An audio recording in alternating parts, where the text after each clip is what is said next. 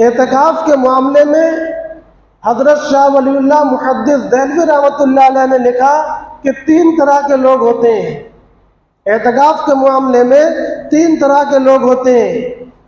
ایک تو وہ آدمی جو خود سے اپنے دماغ کی تیزی اور اپنے فطرت اور طبیعت کے صحیح سالم ہونے کی وجہ سے یہ سمجھ جاتا ہے کہ دنیا کے اندر جو مشغولیتیں ہیں اور دنیاوی کاروبار کے جو تصورات کا ہجوم دل و دماغ میں ہے، یہ ہماری آخرت کے لیے سخت نقصان دہ ہے۔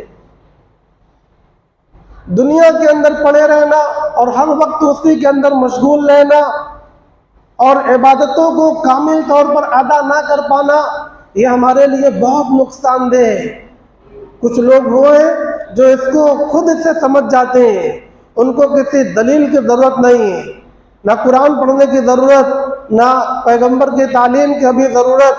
ان کو یوں ہی سمجھ میں آتا ہے کہ یہ جو کچھ ہو رہا ہے یہ بلا وجہ کا کام ہے، یہ سخت مضرت رساں ہے۔ لہذا ان کو یہ بات بھی سمجھ میں آ جاتی ہے کہ کسی مسجد کے کونے میں ہمیں گوشہ نشین ہو کر اللہ تبارک و تعالیٰ کی عبادت میں مشغول رہنا چاہیے۔ آپ جانتے ہیں امت محمدیہ سے پہلے بنو اسرائیل میں بہت سے لوگوں کا اس طرح واقعہ ملتا ہے۔ 300 سال 500 سال ان کی جو عمریں تھیں، پوری عمر وہ اللہ کے عبادتوں میں گزار دیتے تھے۔ کیوں؟ اپنی اسی عقل کا استعمال کر کے۔ ان کو یہ سمجھ میں آ جاتا ہے کہ نفع پہنچانے والی چیز یہ اللہ کی عبادت ہے، وہی ہماری پیدائش کا مقصد ہے۔ مگر دنیا کے اور بھی تقاضے ہیں، اور بھی کام ہیں، پریوار ہے، والدین ہیں، رشتہ دار ہیں، خود اپنی ضروریات بھی ہیں۔ اس لیے پوری زندگی تو ایسا نہیں کیا جا سکتا کہ بالکل الگ تھلگ ہو کر مسجد کے اندر اعتکاف کی نیت سے گوشہ نشین ہو جایا جائے۔ لیکن جو کام آپ پوری طرح نہیں کر سکتے تو کیا اس کو پوری طرح چھوڑ دینا چاہیے؟ عقل یہ کہتی ہے کہ جتنا مل جائے اتنا بھی غنیمت ہے۔ چنانچہ کچھ لمحے اپنے فرصت کے نکال کر وہ یہ سمجھ جاتا ہے کہ ہمیں اللہ کے دربار میں گوشہ نشین ہونا ضروری ہے، تاکہ کچھ دنوں تک ہم خالص سجدہ کر پاویں، زبان کی حفاظت کر پاویں، آنکھ کی حفاظت کر پاویں، اپنے عبادتوں کو سنوار پاویں، اللہ سے لو لگا پاویں، ان سے سچے دل سے مانگ سکیں، اپنے گناہوں کی مغفرت کرا سکیں۔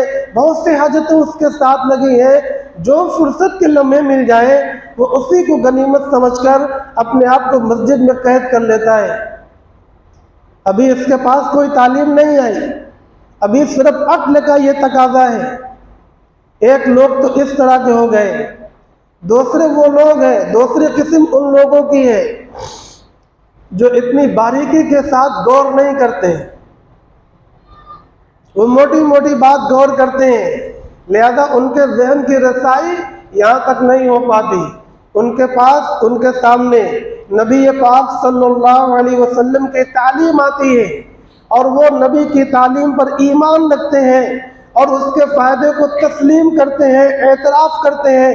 چنانچہ اس امید میں کہ نبی پاک صلی اللہ علیہ وسلم نے فرمایا ہے تو یقیناً فائدہ ہوگا، فائدے سے خالی نہیں ہوگا، اس امید اور اعتقاد میں وہ اللہ کے نبی صلی اللہ علیہ وسلم کے حکم کی تعمیل میں اعتکاف میں آتے ہیں۔ اعتکاف میں آتے ہیں تو پھر اس کا فائدہ اٹھاتے ہیں، وہ محروم نہیں رہتے، وہ اس کے ثمرات لوٹتے ہیں، دنیا کے اندر بھی اس کا فائدہ محسوس کرتے ہیں اور آخرت کے اندر بھی اس کا بے شمار فائدہ وہ حاصل کریں گے، سامنے پائیں گے۔ تیسرے وہ لوگ جو ایمان کے اعتبار سے ادنا ہیں، ایمان کے اعتبار سے کمزور ہیں، نبی پاک صلی اللہ علیہ وسلم کی باتیں جب ان کے سامنے آتی ہیں تو اس پر اتنی توجہ نہیں دیتے، آئی سنی اور چلی گئی، بہت سی باتیں سنی اور لاپرواہی کی نظر ہو گئی، اسی طریقے سے اعتکاف کی باتیں بھی اس کے سامنے آئیں اور لاپرواہی کی نظر ہو گئی۔ ایسا نہیں کہ اس کا ایمان نہیں ہے، اس کا یقین نہیں ہے مگر کمزور ہے، ادنا ہے، بہت زیادہ توجہ نہیں دے رہا۔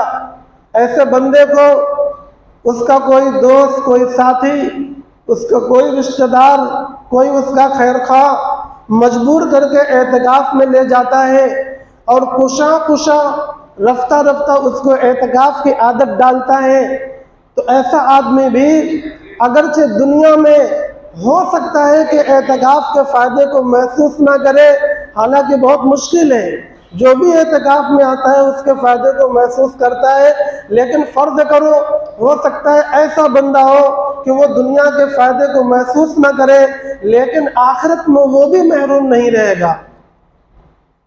آخرت کا جو بڑا فائدہ ہے وہ جب کل قیامت کے دن اس کو دیکھے گا تو یہ سوچے گا کہ میں نے بہت کم دن اعتکاف کیا، کاش مجھے بات سمجھ میں آ جاتی اور میں پوری زندگی اعتکاف میں خرچ کر دیتا۔ محترم بھائیوں اور دوستوں، یہ اعتکاف رمضان کو وصول کرنے کے لیے ہے۔